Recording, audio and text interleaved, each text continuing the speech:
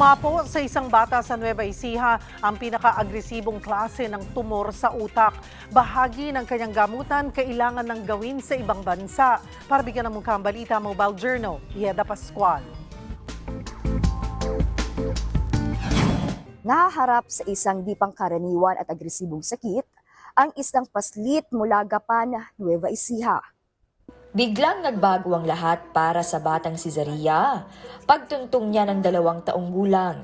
Nitong August, taon lang na to, pag nagulat na lang kami, isang araw, nag-i-stumble siya. Yung paglalakad niya parang nawawala siya ng balanse. Ganun. Hanggang sa lumalala siya everyday.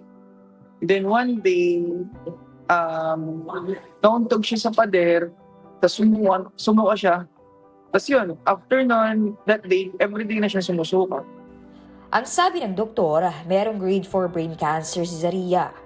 Ibinunyag ng kanyang tatay Jomar na naoperahan na rin pala ang kanilang anak noong September 22.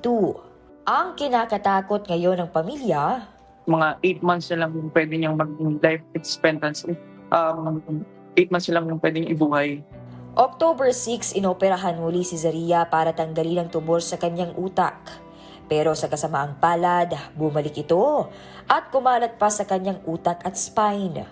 Ang problema ng kanyang mga magulang, umabot na sa 200,000 piso ang bill sa ospital. Meron pang treatment na kailangan gawin abroad.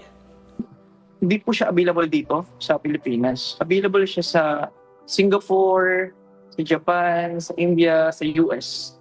Nagkakalaga siya ng nasa 4 million to 5 million. Sana po mapagamot natin si Bembog sa ibang bansa para umaba pa yung kanyang buhay.